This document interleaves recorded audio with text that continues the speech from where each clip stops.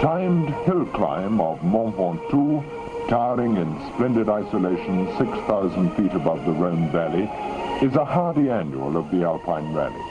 So too is much of the field, BMW from Germany, for instance, Fiat of Italy, Saab of Sweden, Erik Karlsson, of course, the British Motor Corporation, majoring in minis.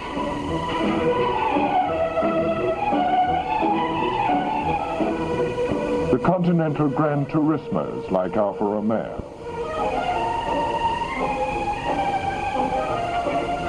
A strong team from Ford of Dagenham, there's Jeff Mabs. One-time Grand Prix driver Henry Taylor. John Sprinsel recuperating from serious illness in the African safari. And David Siegel-Morris. And Vic Elford. All drivers experienced in many events and many different types of car. All snatching for seconds on one of the 34 special sections of this, the 25th in the history of this classic event.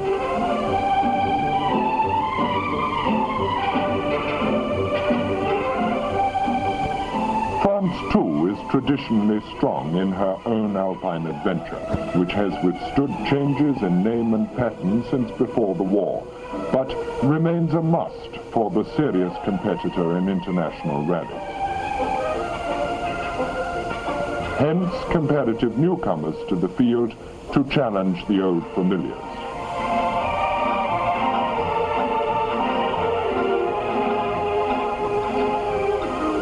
Doubly qualified, therefore, the Triumph team, with many an Alpine victory behind them, now renewing their assault with a team of Spitfires. Valerie Perry is followed, only numerically we trust, by Terry Hunter.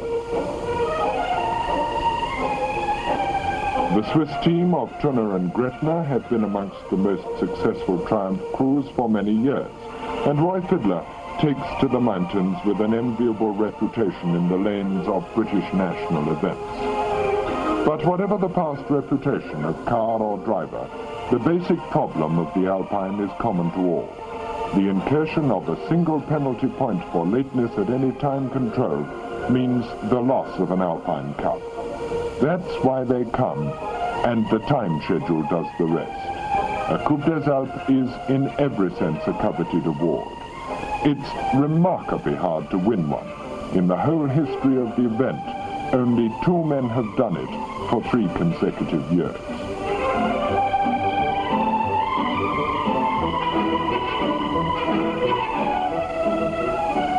On the Alpine, the scenery, like the competition, is breathtaking. But to the determined driver, place names have no significance except in terms of time. How far away is it, and how many minutes do we have to reach the next control? Of course, the well-conducted team knows how to conserve its efforts. A constant flat-out scramble will lead to nothing but disaster. Time must be won out from the schedule for the formalities of control, and no one can complete a 2,000-mile rally without a moment or two of relaxation.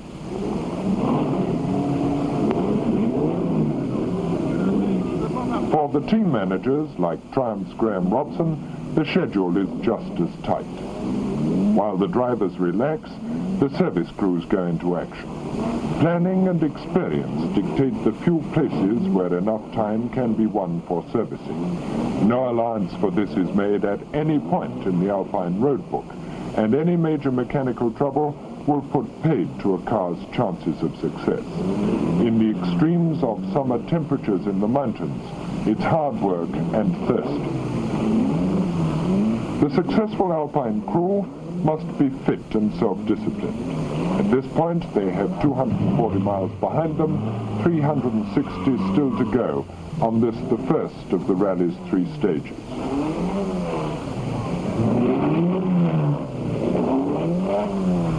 Although the works team had Spitfires, this privately entered TR-4 of Bertorelli and Irving was naturally treated as one of the family and chased up accordingly.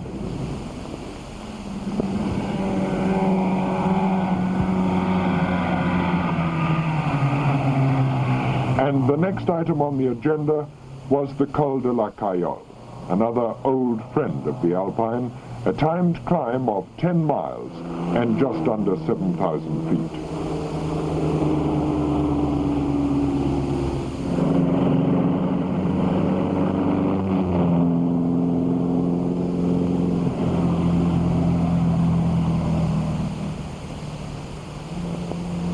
One of the key qualities demanded for success in European rallies is the ability to go downhill really fast. To climb a mountain is one thing. To descend it against the clock is quite another. When it comes to the high-speed descent, there are few to equal Paddy Hopkirk at his best. Though Timo Mäkinen is no sluggard.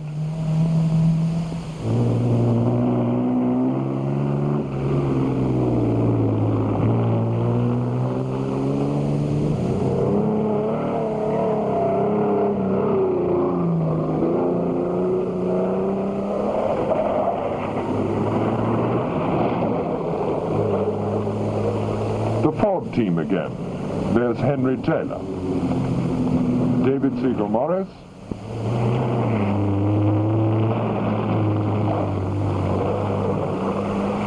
and Vic Elford.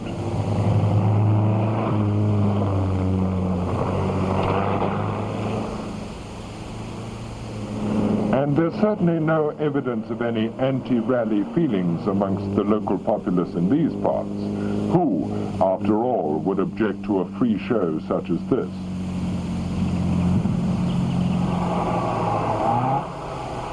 Lucien Bianchi has the misfortune to puncture on the timed climb. Naturally, his first thought is to press on over the timing line. But now watch a first-class crew cope with an emergency. The elusive seconds continue to tick by, and time is still the enemy.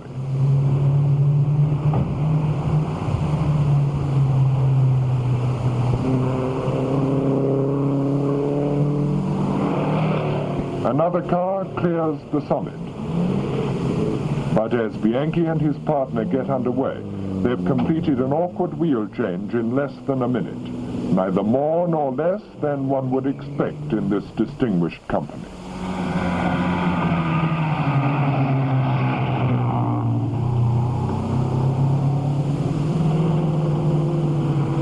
Verrier here with the DS-19, like his teammate Bianchi, the Italian Massuero, and the irrepressible Paddy Hopkirk, had flown straight to the Alpine from Le Mans, a striking test of both stamina and versatility.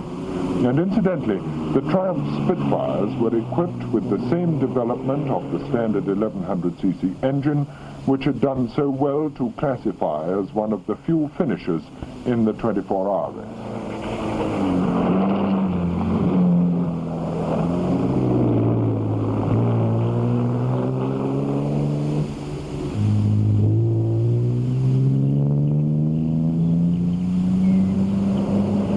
On a descent such as this, the balance and stability of the car are at a premium. Terry Hunter remains outwardly detached as he judges his braking distances to the nearest foot and uses every available inch of the narrow road to keep the car swinging swiftly and as smoothly as possible on its way. As Roland set his Alpha at the descent of the Cayolle, he thought, like every other competitor, that the road ahead was closed to ascending traffic. For all but the special sections, the route of the Alpine is open to normal road users. But this section, though a descent, was still under the timekeeper's watch, and the speeding drivers were naturally using all the road. Here's Roy Fiedler in action.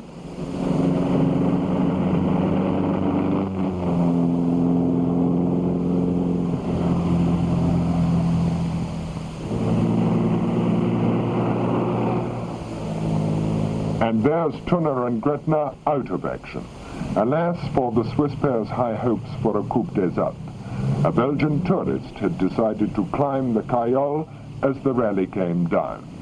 It was only a question of time, and though no one was hurt, the German ace Eugen Boehringer was also eliminated in this way. In Spitfire 69, Valery Piri, sometimes secretary to Sterling Moss, remembers his ability to profit by other people's experience and eases off, while the Morley brothers, as usual up amongst the leaders with the big Healy, remain unruffled and faster than the sole Ferrari in the event.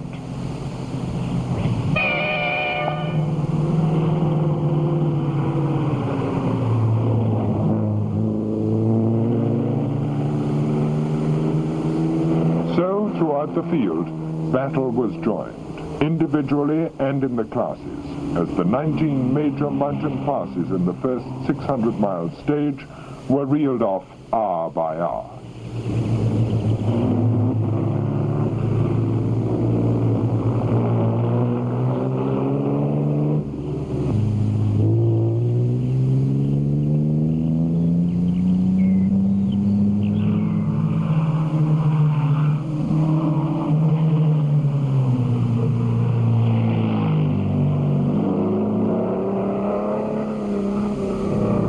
The Triumph team's misfortune in losing a car so early was by no means unique.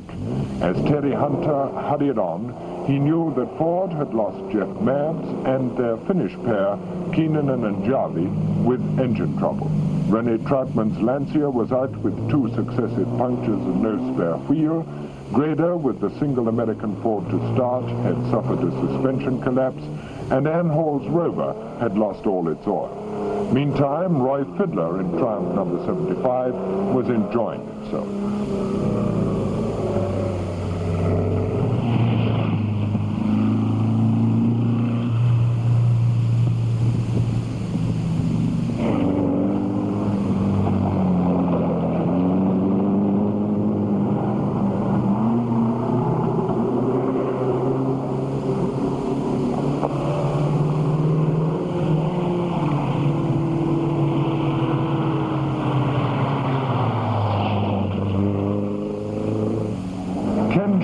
With the modified Rover 2000 was having to work hard in a class which included 4 Porsche Carreras and a 904. But amongst the rapidly dwindling field of 73 who started, the privately entered TR4 was amongst the 55 still running towards the first overnight stop at Cannes.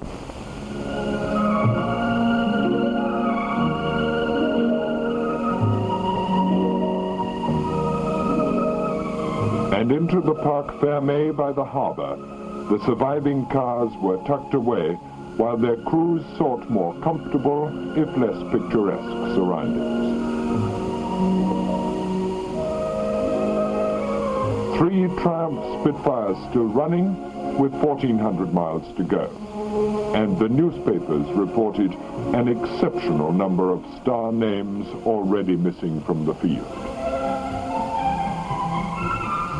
The second stage, 770 miles and 36 major passes, crisscrossing through the Alpine chain, northwards to Castellane, over the Alos to Grenoble, and under the shadow of Mont Blanc to Chamonix. Paddy Hopkirk has lost his coupe through hub trouble, but is fairly flying.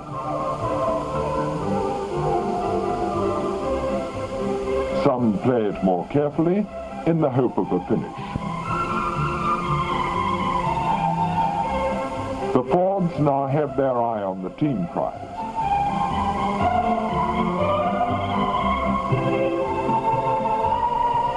Valery Piri and Wendy Hilton are well content to be still on the road in an event in which it is all too easy to end up there. Terry Hunter is determined to win his spurs as a works driver. The talent spotters spot talent on all sides.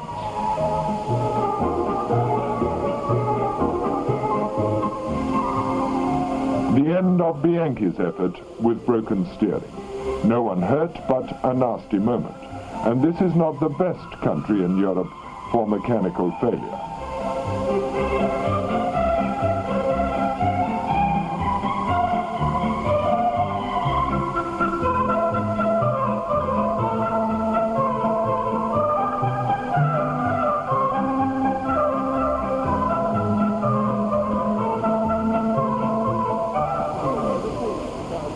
The Castellan Control, and in come Pauline Mayman and Val Domlay. The girls are making their first appearance since a nasty accident in the Monte Carlo rally, and they're going as well as ever.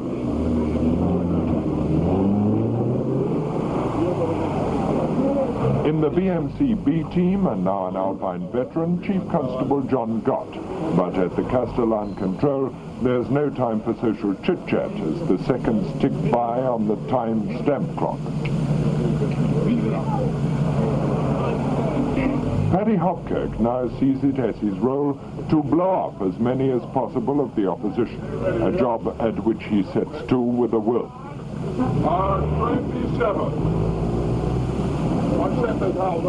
Vic Elford was beginning to show up well in the touring category with his teammate Siegel Morris.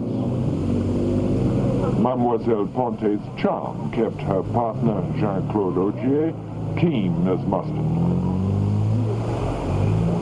Amongst the rovers, mixed fortunes. Anne Riley, former partner of Pat Moss, and her husband Peter have had ignition troubles.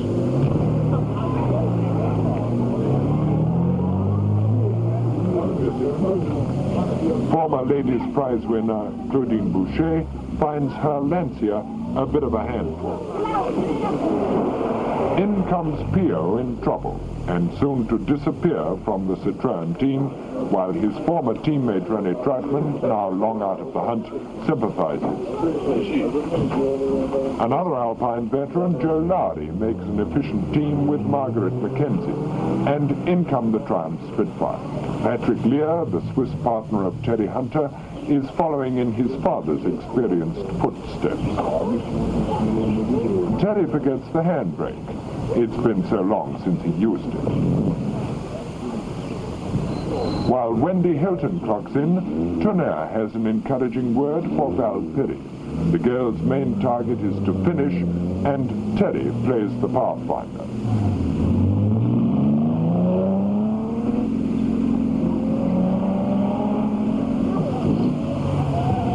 Don Grimshaw clocks in a hurry for Roy Fiddler. Like Hunter and Lear, this crew had only lost time in a section of disputed length in the first stage, and though the team was broken, the class prospect seemed promising. Tonnerre was on hand to encourage his teammates, for morale plays an important part when fatigue sets in, and a little refreshment has to go a long way.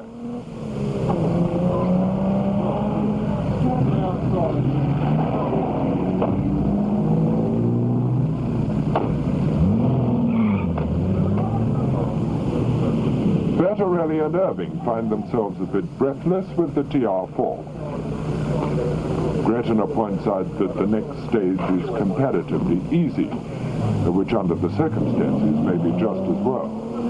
And so the Castellan Control dispatches the field once more, hurrying on its way.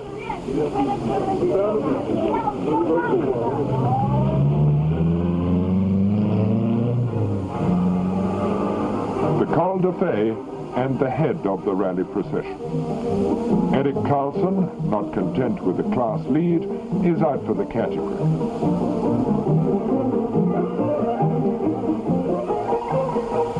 Pauline Mayman wants the ladies' prize. John Gott wants to keep his team intact.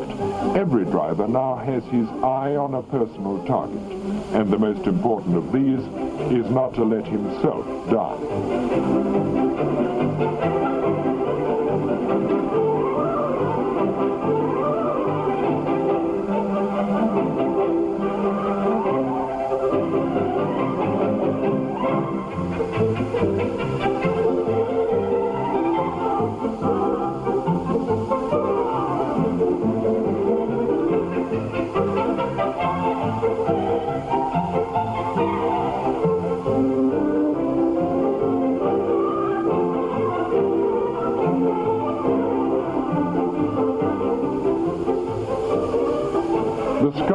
battle begin to show, as on Wadsworth's Mini Cooper. The roads are very narrow, the rocks remarkably hard.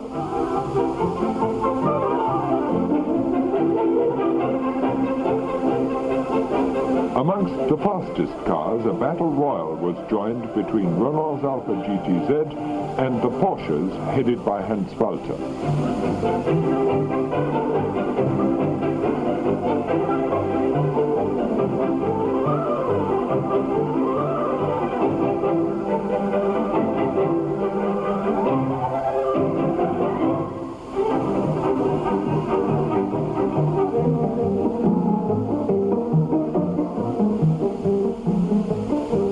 Fighting them every mile, despite the handicap of a broken damper bracket, which seriously affected the car's handling, were the Morley twins with their Austin Healey 3000.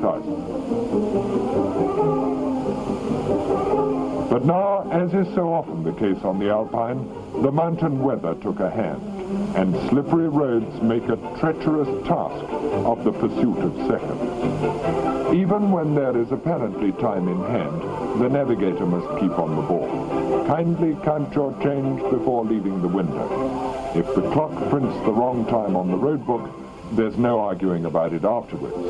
Fortunately, there are no organizers more reasonable than those of the Alpine, and as Gunnar Palm, Erik Carlson's navigator, observes fair play, the incident is closed.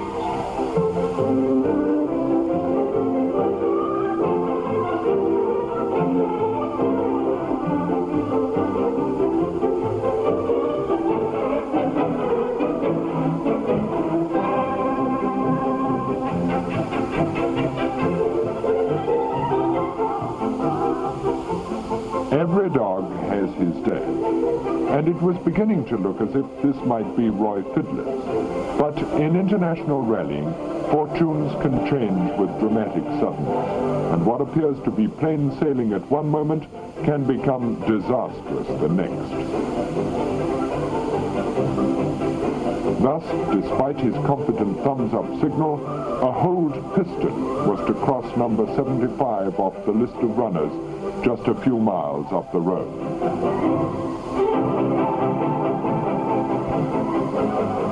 The Col du Rousset, very fast, very high, and very dramatic. The evening light fading swiftly. This again was a special section, only 9 miles long, but a challenge in every yard.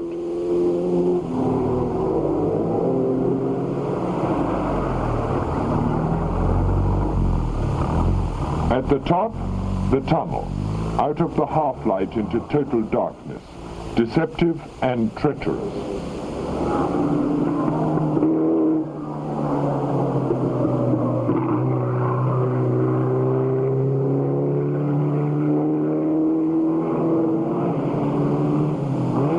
Another opportunity to watch the technique of Erik Carlson and compare it with his predecessors.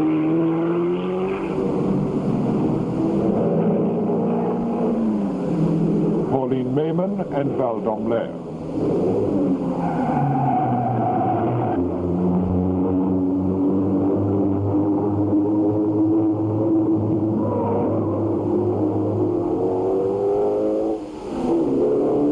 And for once, a policeman on point duty is quite a comforting sight.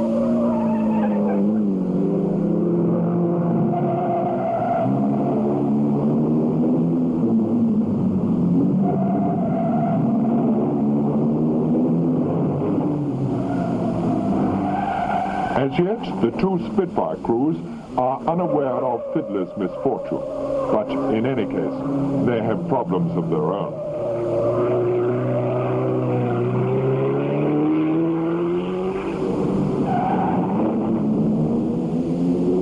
On this climb, the Porsches are beaten by Roland's Alpha. And in fact, Hans Walter's car there is on its last leg.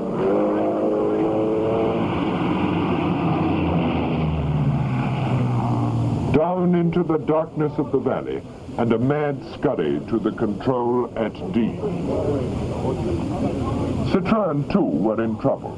Verrier here and Ogier the only two survivors from the team. The pace was warming up, and for the servicing crews as well. Pauline Mayman's overworked brakes are adjusted, and there's very little time for the job. Val Domleo is purser and navigator. Anne Hall has come on to give a hand to her colleagues of the rover team as an antidote to her personal disappointment.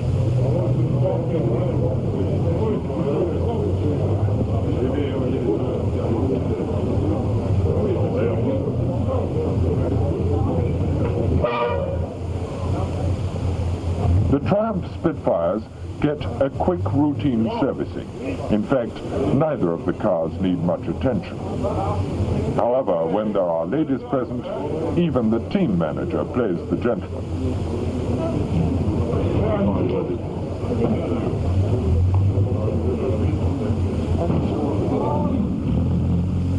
But fortune hasn't yet finished with the Triumph team. Before the next control, Val Perry had left the road, though fortunately neither girl was hurt in a nasty accident.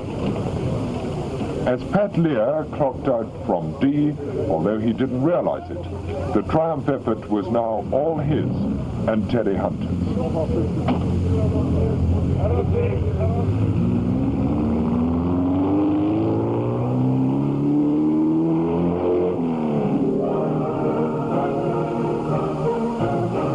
So, through the night to Chamonix and the end of the second stage. But as the field checks in, there are now only 36 left, of which but 10 are still clear of penalties. Amongst them, Gunnar Palm and Eric Carlson, hoping to break their run of bad luck in this event.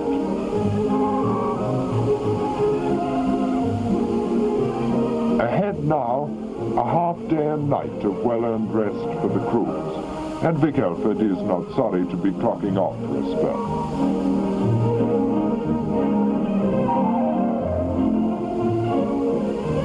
The ranks of the newcomers are depleted, and so are those of the old-timers.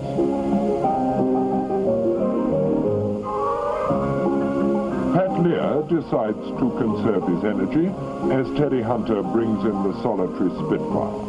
And now they know it's up to them.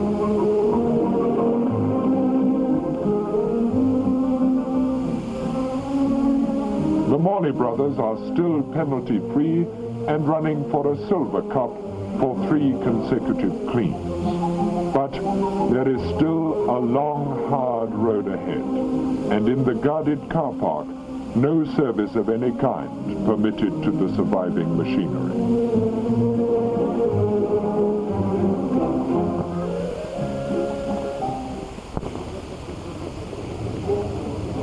Fresh from their rest, the crews report for duty, and away goes Eric Carlson.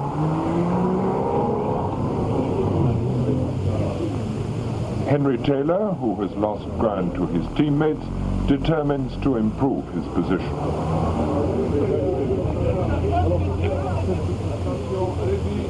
Now, before an easy first section, the Spitfire receives some attention before setting off. Ahead lies 730 tortuous miles over 35 passes, and the destination, Monte Carlo. Terry Hunter and Pat Lear satisfy themselves that all is as it should be.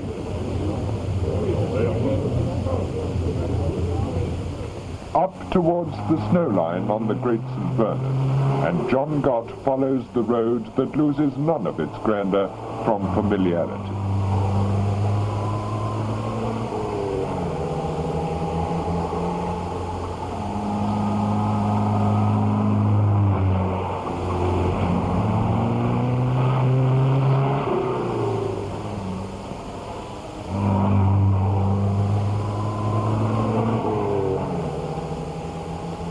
The modern rally knows no frontiers, and in Western Europe at any rate, formalities are waived in the interests of the sport.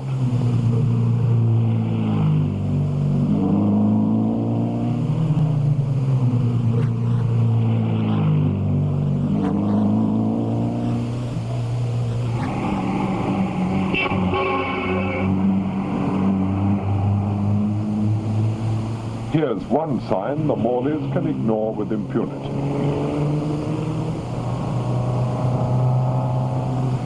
Again, the weather closes in as the cavalcade turns back towards the Little St. Bernard, though what's little about it remains as obscure as the cloud on the mountain peaks. But at any rate, this is one section of the route which is literally a joyride.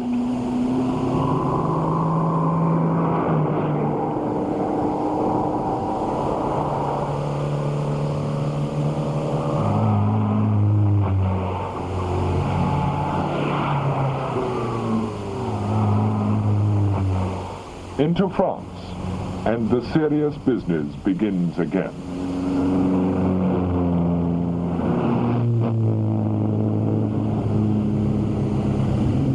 Back now to the Champs-Rousse, Louis-Tell-Sechelienne section, which had caused so much havoc earlier, and the Spitfire sped happily on.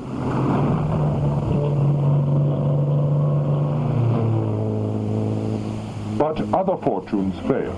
Hopkirk was out with broken suspension, Henry Taylor crashed, was rammed by a Renault and lost Ford's the team prize, Roger Clark's Rover retired, and there was still another night of it to go.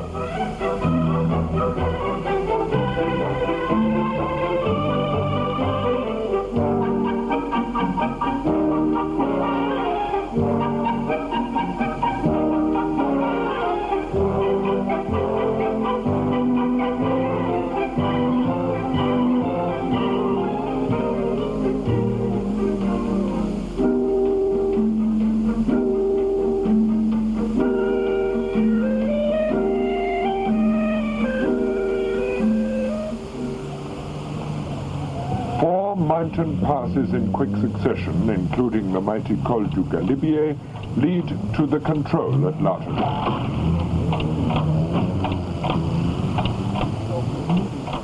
And here there's not even time for a quick one. Valdomleo darts back to rejoin Pauline Mayman, and by now, if they can finish, the ladies' prize is theirs.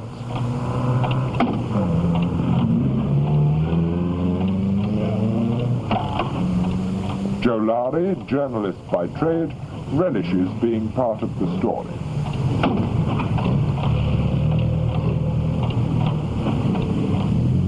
And here comes the Spitfire with Pat Lear in a hurry for the clock.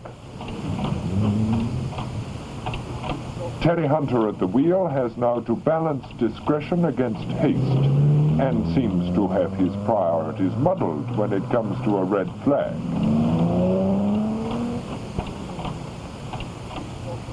But there's more drama around Wadsworth's Mini Cooper, the front end of which had a clout some 1,500 miles back.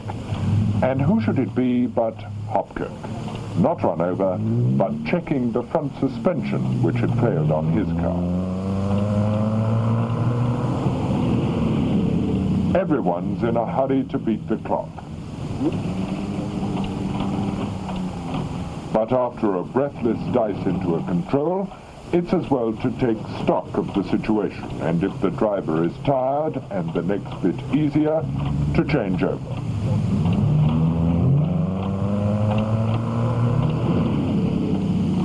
With every mile, the Morley brothers are closing on their consolation prize for missing a Golden Cup last year in the closing miles, and there's not a single competitor who doesn't wish them well.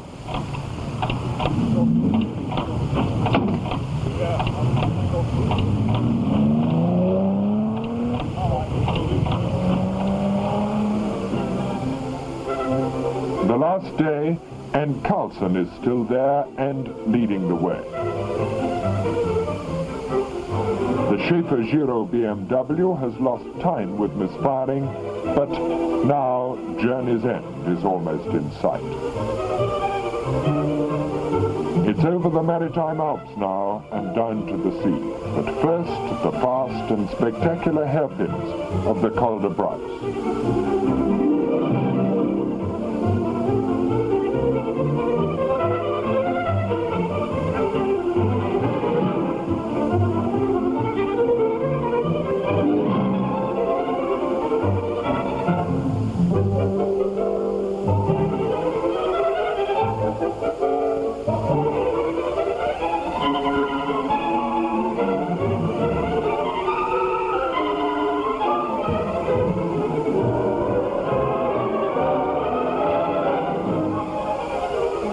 And the boys have made it.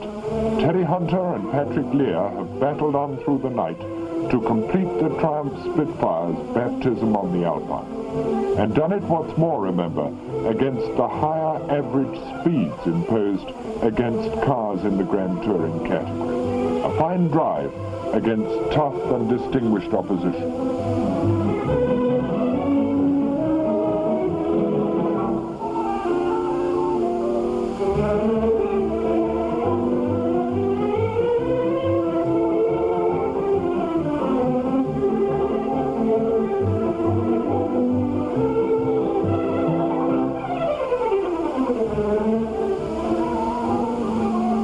In Monte Carlo, the weather could have been scarcely more depressing.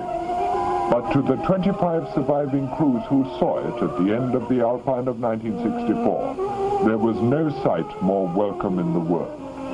And of those 25, 7 completed the course clear of penalty points to be rewarded by the classic Coupe des Alpes. But for the disputed distance in that early section, Hunter and Lear would have been amongst them, for that was their only penalty on the road. As it was, the Spitfire was in at the finish, third in its class, and in the toughest Alpine of many years, this itself was no mean achievement.